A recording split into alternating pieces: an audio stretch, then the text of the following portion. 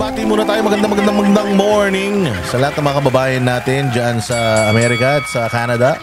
Magandang morning, magandang hapon naman sa mga kababayan natin dito sa Middle East and sa Europe. At mga kababayan natin dito sa Pilipinas, Luzon, Visayas, Mindanao, lalong-lalo na yung mga Bisaya. Sabi nga ni Bright Naria, si PRRD lang ang bukod tanging resource person na pinalakpakan sa loob ng Senate hearing. Oy, si Pastor Apollo Quiboloy pinalakpakan din niya. Oh, yung mga Bisayang totoo, hindi katulad ni Ontiveros, nagpapanggap na Bisaya. Salamat kaayo. Ug. Si Senator Bato ug si Coco Pimentel. Ulul. Salamat kaayo, Mr. Chair. Salamat kaayo, Mr. Chair. Salamat po siya, nakakakilabot. Oy, mga kababayan ko, ilabas po ninyo ang inyong mga kandila. Marami pong namatay. Ngayong araw na to, ipagtitirik natin sila ng kandila isang buong linggo.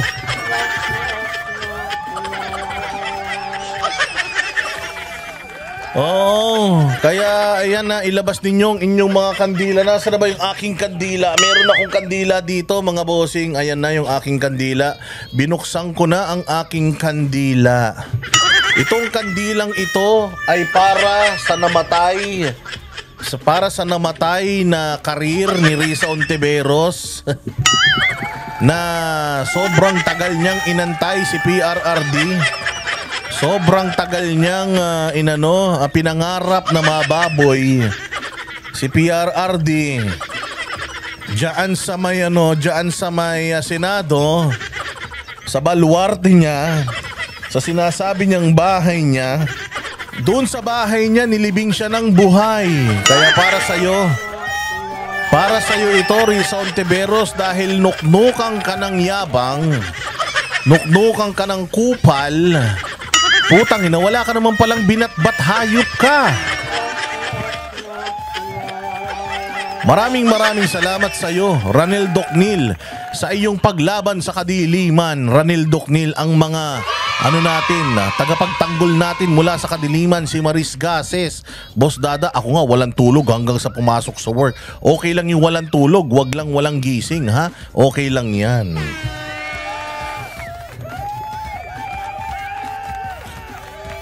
Lenelili, salamat kaayo. Oy, grabe ha, para akong si Risa Ontiveros ha. Salamat kaayo, Mr. Chair. Lenelili, mabuhay ka. Salamat sa iyong pagpapakulay at pagpapailaw at paglaban sa kadiliman. Dahil ang kadiliman ay kasamaan, kaya labanan natin ang kadiliman gabi-gabi.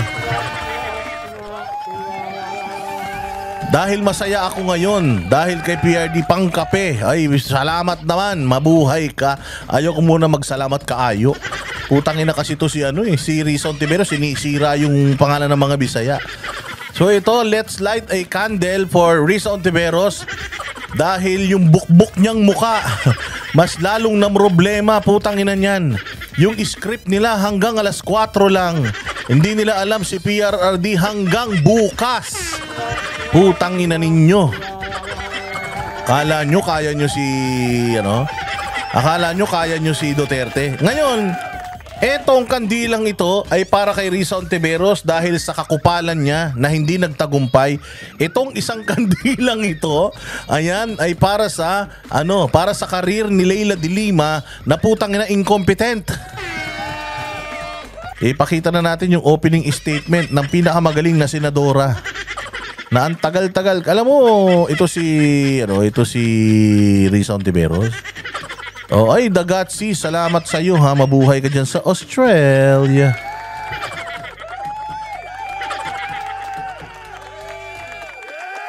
Oh, sabi nga, magpa-like pa, may sabay pa na mura. Oo. Pag-like nyo, sabay murahin nyo tong mukha nito. Oh, makabawi man lang tayo sa epalan nito at kakupalan nito. Oh, kita nyo naman, di ba? Si Pastor Apollo Quiboloy, ang tagal niyang hinamon. Puros hamon. Nung humarap si Apollo Quiboloy, nga, wala siya nagawa. Nababoy niya si Pastor Quiboloy, hindi. Oh, sinabihan pa siya ng mga kapwa niya senador, di umano. Na sige, ituloy mo pa yung pang hihiring mo kay pastor. Puta, magna number 1 yan. Jake Arsobal, 2x2, mabuhay ka. Kita tayo dyan ha, malapit na. Next week, kita tayo dyan. O hindi ba? O anong sabi ni Risa? Pumunta ka kasi dito para masagot mo lahat. Pinahanap niya pa, sinubpinan niya pa. Pinahanap niya pa sa kapulisan, pinawaran to paris niya pa. Nung pagdating sa Senado, ang galang-galang naman niya. Pastor. Pastor, totoo po ba na kayo po ay nanggagahasa? Putang inang yan. Sinong tangang magsasabing, yes, Your Honor. Totoo po. Abno yan po siya. So ngayon, anong ginawa sa kanya ni Pastor Apollo Kibuloy? Napakadami naman po pala nilang gustong problema sa akin. Napakadami pala nilang reklamo. Meron pang ni-rape ko daw 30 years ago. Meron pa, muntik ko na daw rapin. Meron pa, pinalagyan ko daw ng sili sa mata, pati sa ratbo niya. Pinaumpog ko pa daw yung ulo niya at saka pinasuntok ko pa yung kamay niya sa dingding. So ang dami naman pala nilang sinusumbat sa akin. Mas mabuti mag-file na lang sila ng kaso kasi this is not the proper forum. I will not answer. I will invoke my right to self-incrimination and invoke my right of silence para masagot ko lahat yan sa tamang forum, which is hindi yung forum mo, Risa, yung korte. So yun talaga gusto nila. Ganon din ang ginawa ni PRD sa inyo. Ang sabi ni Leila ni PRRD, not a single case was filed against me since I was a president and after 3 years after I was president. No case whatsoever was filed against me. Nada. So if you have any proof or issues with me, file cases and I will fight them. Ganun ang sinabi ni PRD. Natamimi sila lahat. Kasi napakadami mong mga sinasabi. Pucha, kasimple-simple lang naman ang sagot. May kaso na ba? May kaso ba ako sa korte? Wala akong kaso. Kung wala akong kaso, may problema ka, pumunta ka na sa piskalya at isumbong mo na ako para makapagsampa ka na ng kaso laban sa akin para discuss na natin kung sinungaling ka o hindi. Ang problema, wala eh. Wala. So ganoon din si Pastor. Meron kayong problema sa akin, file cases against me. Total naman. Yung mga kaso ko sa Amerika, ng mga kasamahan ko, unti-unti na nadidismiss. Ang gaba, dili magsaba.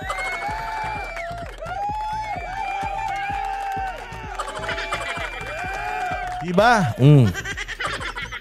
Sabi nito, konti lang pinagsamantalan ng mga amo.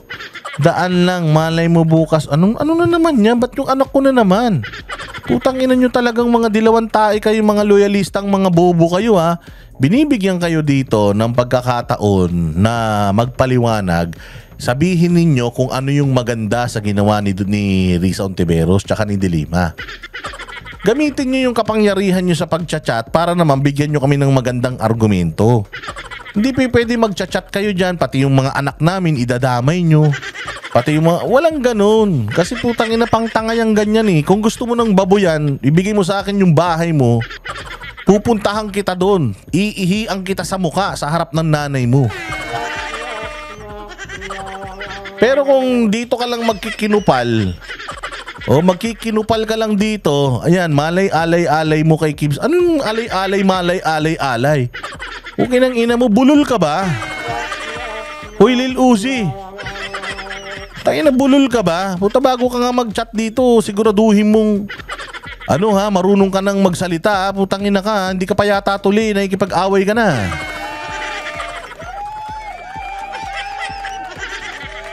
Tanginan to, bobo.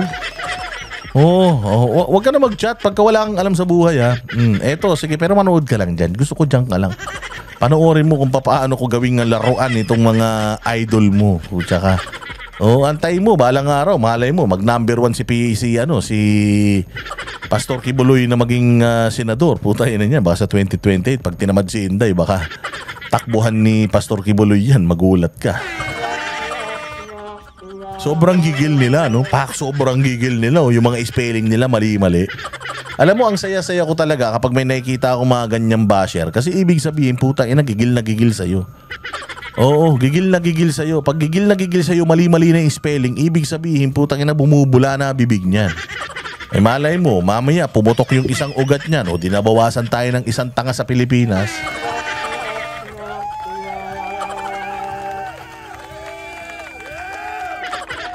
Di ba? O sige, pakinggan natin itong opening statement ng Peking Bisaya na si Risa Ontiveros. Sige, pasok. Nagpapasalamat ako sa ating chair dahil una nating maririnig ang kwento ng mga biktima. Putang ina, una nating maririnig ang kwento ng mga biktima. Nakala ko ba patay na silang lahat? Bakit nyo maririnig? Ano yan, multo? Oy, Bembi Robin, Boss Dada, I'm not used to cursing, neither hearing it. But with you, it sounds so good. Kasi tama ka, I'm with you all the way. More power. Hindi naman ako pala mura. Oo, pagka iba na presidente, mabait na tayo ulit. Pero kapag when you are dealing with stupid people, in order for you to prove your point, kailangan murahin mo mga hayop na yan. Kasi kapag hindi ka nagmura, parang walang challenge ba? Nakita niyo si PRD kanina? Ang sarap magmura pagkatapos na marinig mo si PRD na anliputang ina siya sa Senado. Mga senador nga, hindi siya pinigilan dahil that his way of expressing himself. So wag nyo na akong itama dahil ganito na talaga ako. Wala na akong pag-asa sa buhay. Ganito na talaga ang bibig ko. Kaya pasensya na pasensya na. Pero deserve nyo naman. Kaya nga sabi ko sa inyo, hindi ako hindi ako pwedeng maging kingdom citizen. Pag naging kingdom citizen ako, putya, ako ang magiging downfall ni Pastor Kibuloy. Bakit? Putya, matakin mo. Miyembro ako tapos satanas ako, si Pastor yung kalaban ng mga demonyo.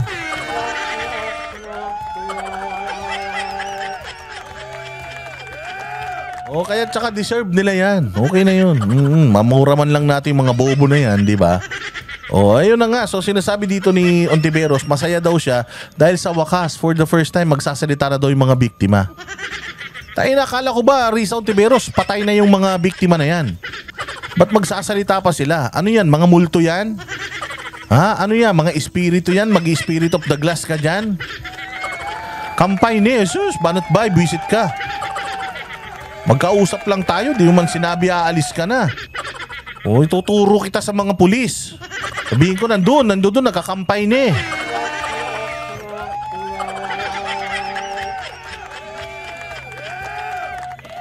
So ano yan? Tignan niyo sinabi niya. Dahil una nating maririnig ang kwento ng mga biktima. Tangina. Delikado, mantakin mo, magsasalita yung mga biktima. Si Kian De Los Santos, patay na yun. Yung isa, patay na rin. So, akala ko ba, mga representative ng biktima, ganon.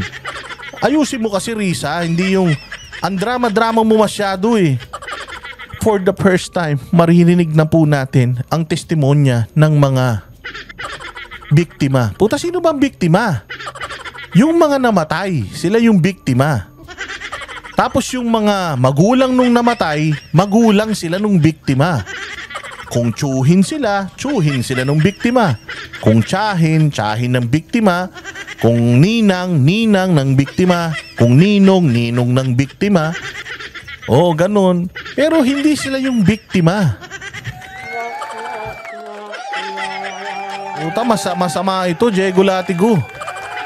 Puta na, nakakausap na yata nito ni ma'am yung mga espiritong ligaw. Delikado ka, Duterte. Pag nagsalita yung espiritu kay Risa Ontiveros, humanda ka na.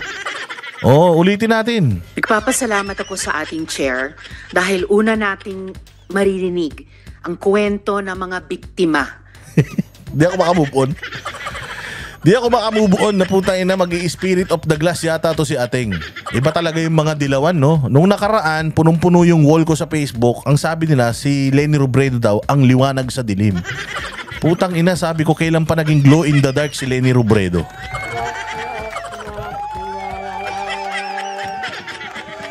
Kailan pa naging glow in the dark si Lenny Robredong hayop na yan? Ito naman, ako po ay nagagalak dahil for the first time, maririnig na po natin ang mga testimonya ng mga namatay. Inginin yan. Puta, para kang si Noli Di Castro ah. Oh, nandito ba si Canoli? Oh, Undas edition pala tong yung opening statement ni Madam Chair ah. At naulila ng war on drugs. Ayun, biktima. Naulila, yan. Naulila nung biktima, ganyan. Hindi magsasalita yung biktima, Risa. Ikaw naman, opening statement mo palang sablay na eh. Tagal-tagal mong pinag-isipan eh. Their stories deserve to be heard and should spur us to action. Mga kababayan, dati, walang kagatol-gatol na nangako. Anong gatol-gatol? Gatol! Walang kagatol-gatol. Putangin na yun, nagbabasa lang, di pa marunong. Walang kagatol-gatol, hindi gatol-gatol. Ano yung gatol? Si President Rodrigo Duterte, napapatayin niya ang kapwa niya Pilipino. Hindi niya sinabing papatayin niya yung kapwa niya Pilipino. Pucha, nire-rephrase mo para magmukhang dramatic eh. Ang sabi niya, papatayin ko yung mga sisira sa Pilipinas. Puta, nasan dun yung kapwa Pilipino? Well, kung titingnan natin, kapwa Pilipino niya talaga yun. Pero never niyang sinabi, Risa Ontiveros, na walang kagatol-gatol. Hindi niya sinasabing, papatayin ko ang mga kababayan ko. Putang ina, iba yun. Papatayin ko yung mga kababayan ko sa papatayin ko yung mga kriminal na sumisira sa bayan ko. Magkaiba yun, Risa Ontiveros. Ano ka ba naman? Napakasinungaling mo naman. O wag mong guluhin yung statement. Ang linaw-linaw, ang dami-dami. Kahit ulit-ulitin mo, Risa, wala siyang sinabi. Napapatayin ko ang mga kababayan ko. Wala siyang sinabing ganun. Ang sinabi niya, papatayin ko yung mga kriminal. Sasabihin na naman ng mga dinan, bakit? Hindi niya ba kababayan yung kriminal? Putangin na mo, kababayan niya. Pero iba yung kriminal sa kababayan. Magkaiba yung kapag ginamit mo na sa salita. Sige, bigyan kita example. Papatayin ko ang mga kababayan ko pag nanalo ako. Di ba? Biboto mo pa ba ako? Utay na hindi. Papatayin kita eh. May kasalanan o wala, kababayan kita, papatayin kita. Versus dun sa papatayin ko ang lahat ng kriminal sa Pilipinas na sumisira sa bayan ko. Sinong iboboto mo? Parehas lang naman na kababayan yun. Pero yung sa akin, mas specific. Ang papatayin ko yung mga kriminal. Hindi yung mga kababayan. Kung papatayin niya yung kababayan niya, buhay ka pa. Ibig sabihin, hindi totoo yung sinasabi niya. Buhay pa ako. Buhay ka pa. Buhay pa yung katabi mo. So ibig sabihin, ma'am, fake news to si PRD. Walang kagatol-gatol. Papatayin daw niya yung kababayan niya. Sige. Ayan. Dati, walang kagatol-gatol na nangako si President Rodrigo Duterte. Napapatayin niya ang kapwa niya Pilipino. Kapwa niya Pilipino, papatayin niya? Tangina, sana siya na lang ang natira sa bayan.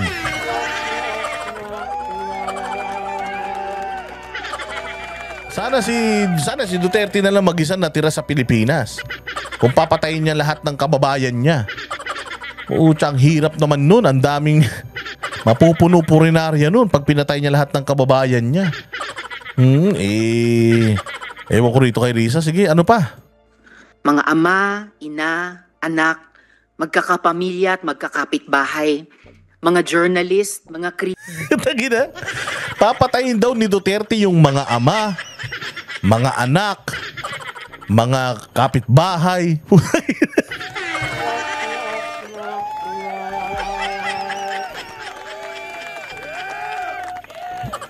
Anong klase to, Risa Ontiveros? Saan galing yun? Sinabi ba ni Duterte yun sa any of his speech? Na papag nanalo ako, papatayin ko lahat ng mga Pilipino, putang ina ninyo. Oy, Ara Apuan, ang dami kong tawa, Boss Dada, the best ka talaga. Ganun ba? Hindi, inaano ko lang naman. Inaano ko lang naman to. Hindi mapapamura ka kasi talaga sa mga pinagagagawa ng mga to eh. O, sobrang basura eh. Papatayin niya lahat ng journalist. Sana wala nang nag-cover dyan. Magpasalamat ka kung yan ang sinabi ni Duterte, buhay ka pa. Ibig sabihin, hindi niya natupad yung pangako niya. Oo, dapat magpasalamat ka, hindi niya tinupad yung pangako niya. Kung tinupad niya yun, si Duterte na lang mag-isa sa Pilipinas. Specific eh. Papatayin niya ang lahat ng kababayan niya. Nanay, tatay, ate, kuya. Pati yung chismosa mong kapitbahay. Ito manluloko, no? Oy, sobrang manluloko mo. Yung sasabi mo. Sige. Politiko, alang-alang niya Pilipino. Mga ama, ina, anak, magkakapamilya at magkakapitbahay. Tangina, ubos no? Ubos, Diego Latigo. Puta ina. Papatayin niya lahat. Mga ina. Puta ina, dami mga eh. Mga ina, mga ama, mga anak, mga kapitbahay. Okay ng ina nyo, lahat mamatay.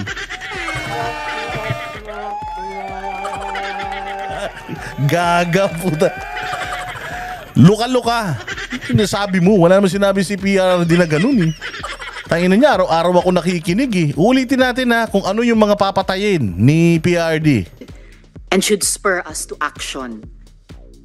Mga kababayan, dati, walang kagatol-gatol na nangako si President Rodrigo Duterte na papatayin niya ang kapwa niya Pilipino. Mga ama, ina, anak, magkakapamilya at magkakapitbahay, mga journalist, mga kritiko, alang-alang sa baluktot na pagkakaintindi niya. Tangina, ikaw ang baluktot eh. Ang linaw-linaw nung sinabi ni Duterte.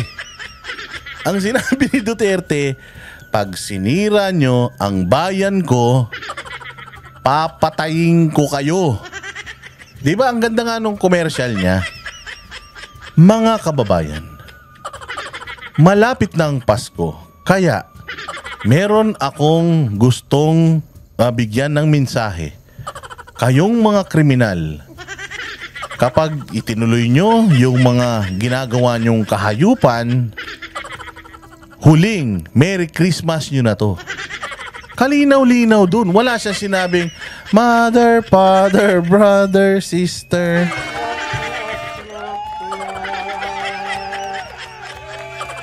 Antindi, Jay Gulatigo, killing spree po tayo na mahal pa naman natin si Duterte. Tapos gusto pala tayong patayin yan.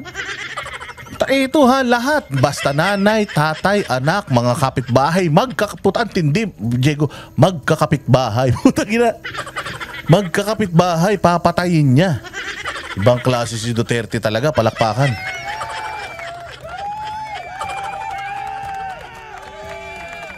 Tapos ang sabi niya, nasayang ang boto natin kay PRD. Mantakin mo, binoto natin si PRD, papatayin pala tayo lahat. Tayo na yan, kaya pala pag umiinom kami nila PRD, isang shot pa lang nahihilo na ako. Baka nilalason ako nun. Kaya pala gustong-gusto niya. Nung huling nag-inuman kami, nila PRD, meron siyang alak na may ganito pa. Sabi niya, akin na yung tira ko dyan, akin na yung tira ko. Boss Dada, dito ka sa tabi ko. Pag upo ko sa tabi niya, ito, tara, hatiin na natin to. Hinati niya sa amin ni Banat Bay yung laman ng alak. Si Jay Guevara, si Coach Olid, tsaka si Master Judea, di niya nilalagyan ng alak. Tangin na, baka kami ni Banat Bay ang plano niyang patayin ah. Sabi niya, maglabas ka pa ng isa para meron silang ilagay. Ako, hati-hati na tayong tatlo. Pucha, pag inom ko nun, nahilo ko kagad. Siguro, hindi makalan yun. Mahal yun eh. Ang sarap nung makalan. Diego Latigo, putang ina, pag uminom ka ng makalan, para kang uminom ng tubig. Ang smooth. Mas smooth pa sa mukha ni Risa Ontiveros.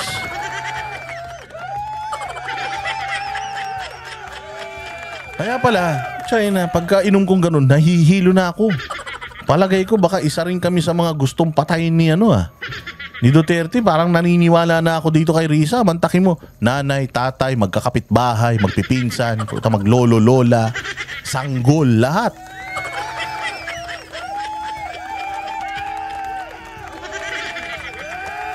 Dahil daw sa baluktot na pananaw. Putang ina, kung may baluktot na pananaw, ikaw yun eh. Baluktot na baluktot, ma'am. Walang sinabi si PRRD na ganyan. Ang hilig mong maglagay ng salita sa bibig ng iba. Putang ina, ikaw ang nagsasabi niyan, hindi naman siya. Sa kaayusan at kapayapaan. Yan ang isa sa mga pangako niyang sana hindi na lang niya tinupad. Maraming nagsasabi, nagbibiro lang daw si tatay. Pero sa ngayon, hindi tayo nandito para magtalo pa. Magtalo pa? Ang arte mo kasi, Ate Charu eh. Basahin mo na lang kasi ng matino, huwag mo na lagyan ng emosyon. Pag nilalagyan mo ng emosyon, para kang hindi ko alam kung natatai ka o sinusundot ka sa puwet eh.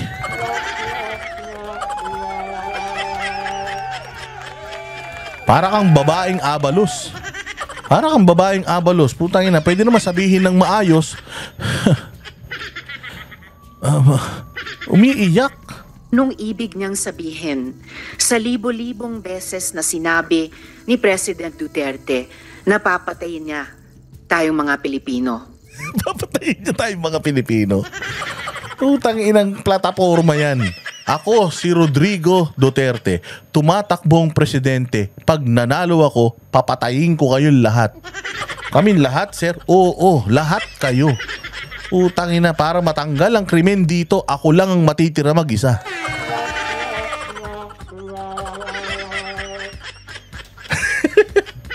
Ang inabuang, no? Today, we will take him at his word. Ngayong umaga, iimbestigahan natin ang madugong war on drugs. Iimbestigahan na wala ka nagawa eh. Iimbestigahan sinasabi mo. Ginawa kang manika dyan eh. At ang mga batas at polisiya na nagpahintulot dito. Sabi ni Diego Latigo, kasama ba mga pulis? Oo, lahat nga. Tayo na lahat, pati surot at papatayin niya. Oh, ang ititira lang daw niya, mga 3 Miss Universe.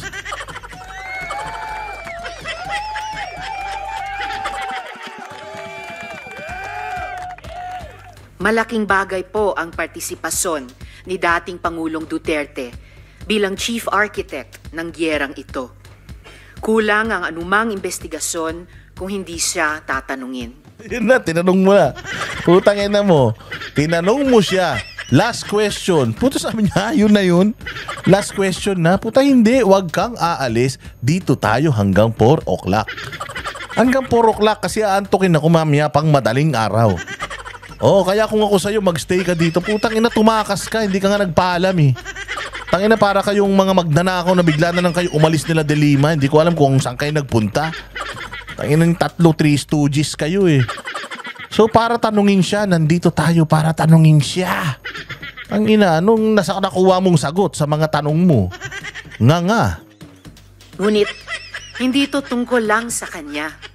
Dahil bawat biktima ng EJK at mga naulila nila ay biktima ng sistematikong pang-aabuso. In the end, the perpetrators were even rewarded. Pare-pareho ang resulta ng investigasyon. May organized kill list, summary executions, may mga aligasyon ng planted na ebidensya. Ano nga, may kaso nga. Nagsampa ka ng kaso. Nagsampa ka na ng kaso kay Duterte. Pag nagsampa ka na ng kaso, maniniwala kami sa'yo. Tagal-tagal mo na senador. Hanggang ngayon, hearing ka ng hearing. Wala naman kayong kasong na isasampa. Pangalawang term mo na. Hanggang sa nabalot na ng takot ang mga barangay natin. Mga nanlaban daw kasi yan. Diego Latigo, yung bang barangay nyo nabalot ng takot? Tangina, ang galing nito. Naging spokesperson siya ng lahat ng barangay sa buong Pilipinas. Nabalot daw ng takot ang lahat ng barangay. Mababalot lang ng takot yung barangay kung putang ina puro sila mga adik. Ang linaw naman ng napakalinaw ng programa, napakalinaw ng mensaheng binibitawan ni PRD. Kapag ka-addict ka, mag-ingat ka.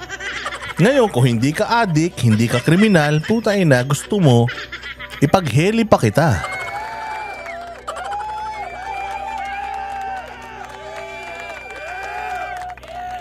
Ang labo kasi sa isip niya, buong Pilipinas papatayin ni Digong. Kaya sinasabi niya lahat ng barangay sa buong Pilipinas nabalot ng takot. Kaya nasa isip mo lang yun. Intindi nito, hindi naman nagdadrugs to palagay ko, pero putya tamang hinala. Sabi ng ating mga pulis, kung kampanya talaga ito laban sa droga, bakit tinatayang 122 na bata ang napatay, kabilang ang 1 taong gulang na sanggol na walang kamuwang-muwang? Ang ina niyan. Pinalalabas kasi nitong mokong na to, na pati yung sanggol na namatay. Ano yun? Nag-aral ka ng pulis? Alam mo, makinig kayo mga kababayan kong mga PNP. Nag-training kayo, nag-aral kayo ng pulis, yung iba PMA, iba PNPA. Tapos, lalabas kayo ng bahay, pupunta kayo sa bahay ng ibang tao, pag may nakita kayo sanggol, babarilin nyo. Tangina, sa pelikula lang nangyayari yun, Risa. Kung may namatay mang bata, kawawa naman. Pero yung bata na yun was caught on a crossfire. Ibig sabihin, namatay siya nang hindi ginugusto ng probably yung mga magulang niya, and pangalawa, yung otoridad. So parang ang sinasabi mo, ang mga pulis gigising sa umaga, maghahanap ng bata, 1 taong gulang, tapos papatayin ng walang kalaban-laban.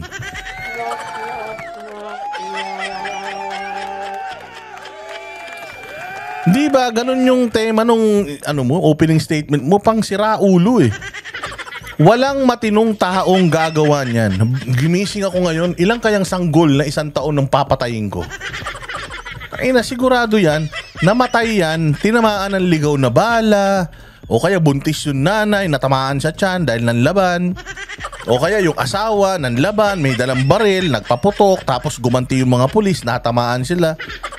Hindi sila pinatay na patayin ko yan. Baby, wow. Hindi ba yun? So dapat kayong mga pulis, magsalita kayo dito, Ma'am Risa. Wala namang pulis na papatay ng 1 taong gulang ng gusto niya. Meron si unintentional, sabi nga ni Diego Latigo, unintentional, hindi namin kagustuhan lahat yan. Yung bala, di mo naman makokontrol yan. Pag lumabas na yan sa baril, hindi naman di-remote yan. Hindi mo naman pwedeng utusan yung bala na wag mong tamaan yung anak ha. Yung tatay lang. Boom, ganon. Hindi yung ganon, Risa.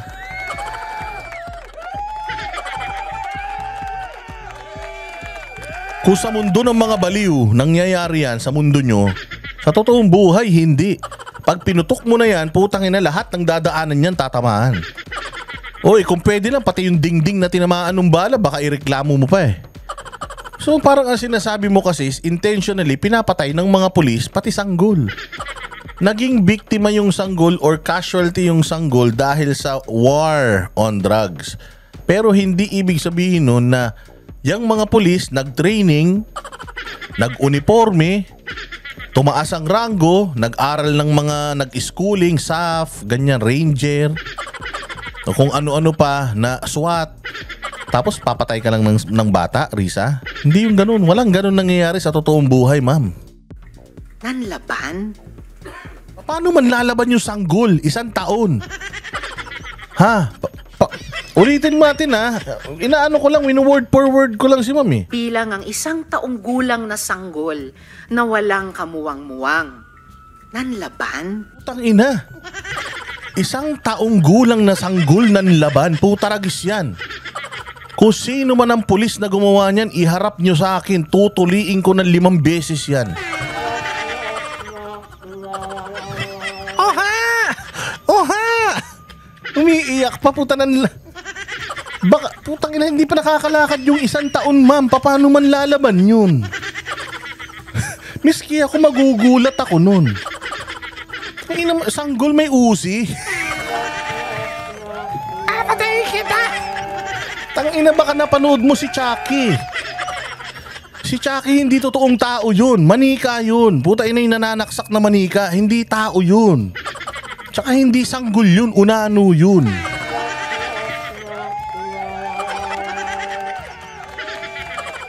Puta ina, tiyanak.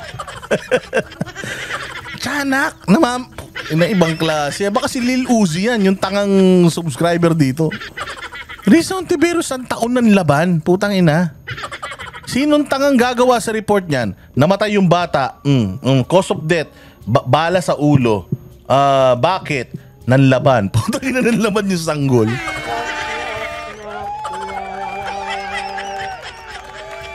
Tayo na, sabi ko sa inyo, marami kaming makukuhang mga kabulastugan sa mga statement nyo. Ibang klase, no? Sanggol, nanlaban. Putang ina niya. Pag nalaman ng Guinness World Record yan, baka malagay na naman tayo sa magandang pwesto niyan. Baka napanood niya yung anak ni Janice. Oo nga, tsaka yung Undin. 1 year old nanlaban. Ulitin natin ha. Ang galing, ang galing. Sige. Ito laban sa droga. Bakit tinatayang 122 na bata ang napatay, kabilang ang 1 taong gulang na sanggol na walang kamuwang-muwang? Nanlaban? Teka na, Diego, tapos na. Ayoko na nito. Ayoko na pag-usapan to, promise. Ang ina, mahirap na to, Diego. Ang hirap na gamutin ng sakit nito. Alam mo kung meron dapat magpa-check sa utak, ito, hindi si Inday. Ang ina, 1 taong gulang ng laban.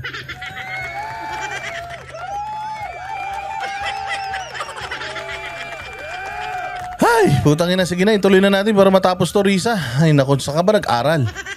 Tangina niyan, yung sanggol, 1 year old, nanay ba to? Nagkaanak ba to? May anak naman siguro to. Yung 1 taon na bata, tayo na gumagapang pa lang yun. Paano nang laban yun? Napagkita ng pulis, hinabol siya? Tayo na, baka anak ni Janice nga yun, tiyanak yun.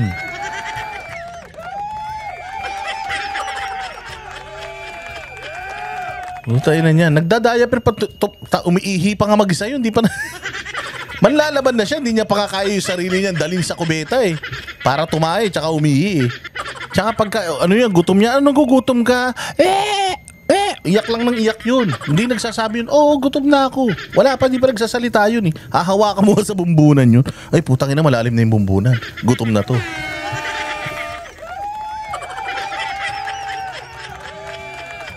Putay na, hindi pa nga yan marunong magtimpla ng sarili niyang gatas eh. Tapos putay na yan. Gusto mo ng laban na 1 taon. Sige na, diretso na natin to. Yung 32 na namatay sa Bulacan sa loob ng iisang gabi noong 2017, lahat ba yun nanlaban? Talaga? Nalaban yun. Putang ina, 1 taon nga nanlaban eh.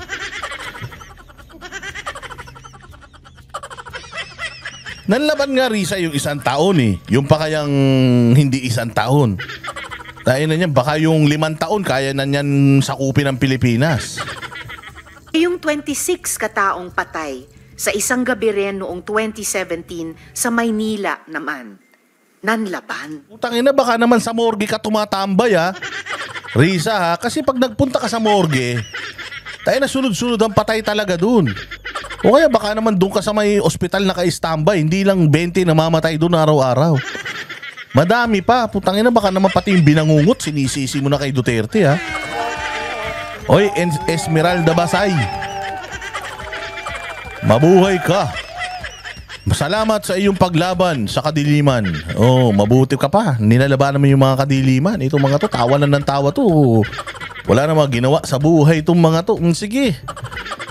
Baka naman naka-standby ka sa sementeryo. Madami talagang patay dun. Hindi lang 27 araw-araw. Para sa maraming biktima, hindi madali ang manindigan para sa kanilang mga karapatan. Kaya sa kasagsagan ng war on drugs noong 2017, puta, nag-drugs na? 1 taon pa lang? Sa bagay, kaya na nga manlaban eh. Antakin mo, war on drugs, 1 taong gulang nanlaban. Sa Pilipinas, 1 taong gulang nanlaban sa mga pulis. May tama pa yung 3. May tama ka. Hinawakan ng aking opisina ang kaso ni Kian de los Santos at kinupkup namin ang mga testigo sa kanyang Kinupkup nyo? Hindi nyo kinupkup. May kaso ka nga eh. Pinagkukuha nyo yung mga bata eh. Di umano. Di ba may kaso ka ng witness tampering? At saka si Bicoy, di ba tropa mo yun? Di ba si Bicoy, tropa mo yun? Nilaglag ka ni Bicoy? Namimiki ka daw ng testigo, sabi ni Bicoy. O diba, tas may kaso ka nga rin dahil hindi naman pumayag yung mga magulang. Nagamitin mo yung mga anak nilang testigo. Oo, bigla nyo nilang walang consent ng mga magulang, pinagkukuha nyo yata. Ewan ko, hindi ko na matandaan yung na yun. O pero diba, tama ba? Hindi ko alam. ang pagpatay kasama ang mga menor de edad. Nawa, sa pamamagitan ng hearing na ito, masimula ng pagkamit ng hustisya at paghihilom. Oo, ang nagkamit ng hustisya kami. For the first time, tuwan-tuwa kami. Dahil na-expose ka, hindi ka naman pala talaga magaling. Magaling ka lang magdrama, pero pag matalino yung kaharap mo, putang ina, magaling ka lang mambastos, pero pag ikaw yung nababastos, nagre-reklamo ka. Para sa kanila at sa iba pang biktima. At sa lahat ng nagsasabi na ang war on drugs ay parusa daw para sa mga naliligaw ang landas, my message to you is this: there is no honor in punishment like tokhang. It should not be an honor to be called the Punisher when thousands of innocent... Oh, hindi Risa, inggitera ka. Gustong-gusto nga yan ng mga taga-ibang bansa eh. O mga OFW rito. Diba? Tuwan-tuwa yung mga tao dyan sa kung saan kayong bansa nandoon. Bilib na bilib sila kay Duterte. Diba? Saan ka makakita ng isang kandidato na nangako na magiging madugo? Mamamatay kayong lahat ng mga kriminal sa Pilipinas. Saan ka makakita ng ang pangako niya is patayin lahat, patabain lahat ng mga isda sa may Manila Bay at patayin lahat ng kriminal. Puta, pero nanalo pa din.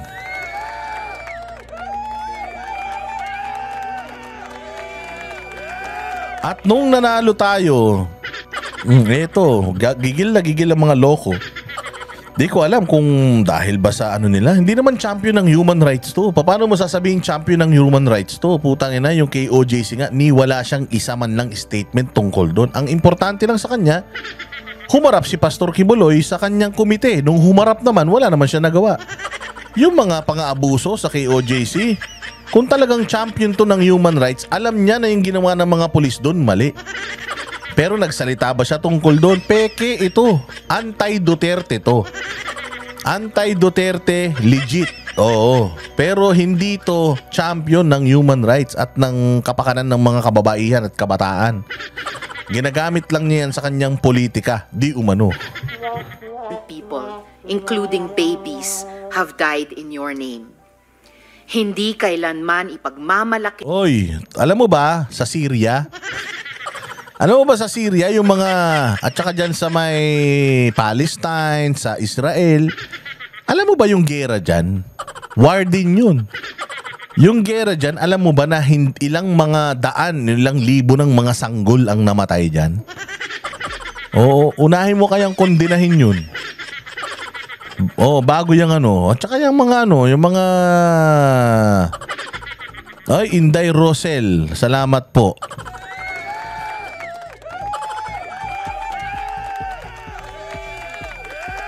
Ay, nako. Boss, change topic na. Sabi ni Francis, putang ina, mas marunong ka pa sa akin. Ha? Tatay ba kita?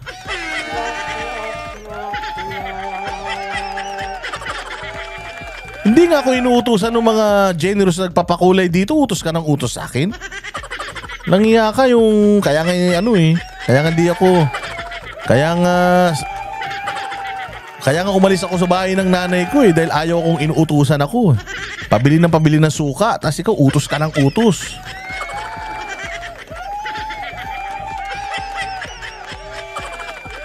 Sabi ni Francis, kaurat si Risa, puta maghanap ka ng topic na iba.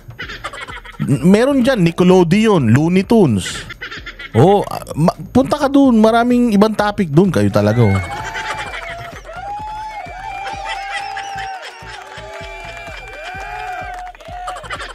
Pala utos. Hindi naman nag-aambag.